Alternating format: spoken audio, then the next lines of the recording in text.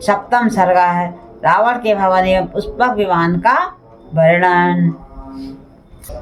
बलवान वीर हनुमान जी ने नीलम से जड़ी हुई सोने की खिड़कियों से सुशोभित तथा पक्षी समूह से युक्त भवनों का समुदाय देखा, जो वर्षा काल में बिजली से युक्त महती मेघमाला के समान मनोहर जान पड़ता था।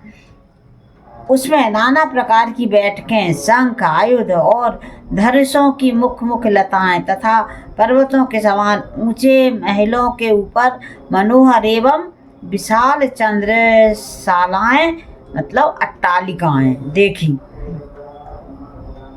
कपिवर हनुमान ने वहाँ नाना प्रकार के रत्नों से सुशोभित ऐसे ऐसे घर देखे, जिनकी देवता और असुर भी प्रशंसा करते थे। वे ग्रह संपूर्ण दोषों से रहित थे तथा रावण ने उन्हें अपने पुरुषार्थ से प्राप्त किया था। वे भवन बड़े प्रयत्न से बनाए गए थे और ऐसे अद्भुत लगते थे मानो साक्षात मय दानव ने ही उनका निर्माण किया हो। हनुमान जी ने उन्हें देखा। लंकापति रावण के वे घर इस भूतल पर सभी गुणों में सबसे बढ़ चढ़कर थे।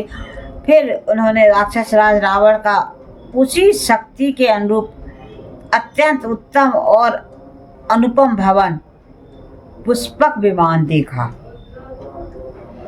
जो मेघ के समान ऊंचा, स्वर्ण के समान सुंदर, कांति वाला तथा मनोहर था। वह इस भूतल पर बिखरे हुए स्वर्ण के समान जान पड़ता था। अपनी कांति से प्रज्वलित सा हो रहा था।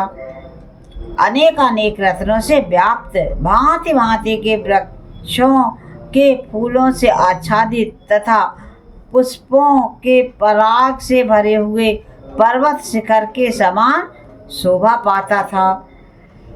वह विमान भवन विद्युत मालाओं से पूजित मेघ के समान रमणीय रत्नों से दीप्तमान हो रहा था और श्रेष्ठ हंसों द्वारा आकाश में ढोए जाते हुए विमान की भांति जान पड़ता था। उस दिव्य विमान को बहुत सुंदर ढंग से बनाया गया था।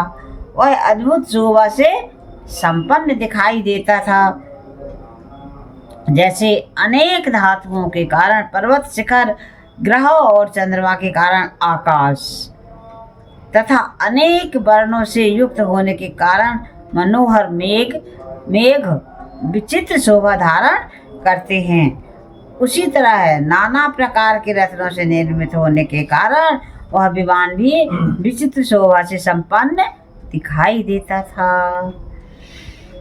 उस विमान की आधार भूमि मतलब आरोहियों के खड़े होने का स्थान सोने और मणियों के द्वारा निर्मित कृत्रिम पर्वतमालाओं से पूर्ण बनाई गई थी।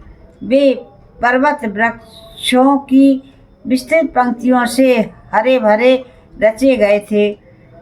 वे वृक्ष फूलों के बाहुल्य से व्याप्त बनाए गए थे तथा वे पुष्प भी केसर एवं पगड़ियों से पूर्ण निर्मित थे।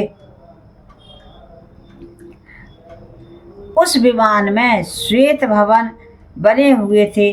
सुंदर फूलों से सुशोभित पोखरे बनाए गए थे। केसर युक्त कमल, विचित्र वन और अद्भुत सरोवरों का भी निर्माण किया गया था। महाकवि हनुमान ने जिस सुंदर विमान को वहां देखा उसका नाम पुष्पक विमान था। वह रत्नों की प्रभा से प्रकाशमान था और इधर उधर भ्रमण करता था। देवताओं के ग्रहाकार उत्तम विमानों में सबसे अधिक आदर उस महाविमान पुष्पक का ही होता था। उसमें नीलम, चांदी और मूंगों की आकाशचारी पक्षी बनाए गए थे। नाना प्रकार के रत्नों से विचित्र वर्ण के सर्पों का निर्माण किया गया था और अच्छी जाति के घोड़ों के समान ही सुंदर अंग वाले अश्व भी बनाए गए थे। उस विमान पर सुंदर मुख और मनोहर पंख वाले बहुत से ऐसे विहंगम निर्मित हुए थे जो साक्षात कामदेव के सहायक जान पड़ते थे। उनकी पाखें मूंगे और स्वर्ण के बने हुए फूलों से युक्त थी तथा उन्होंने लीला पूर्वक अपने बांके पंखों को समेट रखा था। उस विमान के कमल मंडित सरोवर में ऐसे हाथी बनाए गए थे जो लक्ष्मी के अभिषेक कार्य में नियुक्त थे। उनकी सूंड बड़ी सुंदर थी। उनके अंगों में कमलों के केसर लगे हुए थे तथा उन्होंने अपनी सूंड में पुष्प कमल धारण किए थे। उनके साथ ही वहाँ तेजस्विनी लक्ष्मी देवी की प्रतिमा भी विराजमान थी जिनका उन हाथियों के द्वारा अभिषेक हो रहा था। उनके हाथ बड़े सुंदर थे। उन्होंने अपने हाथ में कमल पुष्प धारण कर रखा था। इस प्रकार सुंदर कंदरां वाले पर्वत के समान तथा बसंत ऋतु में सुंदर कोटरों वाले परम सुगंध युक्त वृक्ष के समान उस शोभायमान मनोहर भवन, मतलब विमान, वो विमान भवन जैसा था, में पहुंचकर हनुमान जी बड़े विस्मित हुए।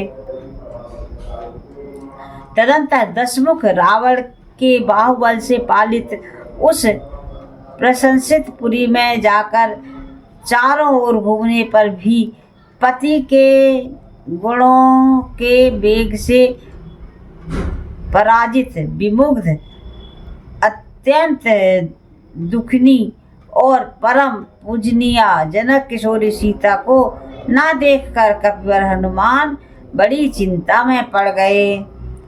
महात्मा हनुमान जी अनेक प्रकार से परमार्थ चिंतन में तत्पर रहने वाले कृतात्मा, पवित्र अंतःकरण वाले, सन्मार्गी तथा उत्तम दृष्टि रखने वाले थे। इधर उधर बहुत घूमने पर भी जब उन महात्मा को जानकी जी का पता न लगा तब उनका मन बहुत दुखी हो गया। इत्यर्थे श्रीमद् रामायणे वाल्मीकि आदि काव्ये सुंदरकांडे सप्तमः सर्गः।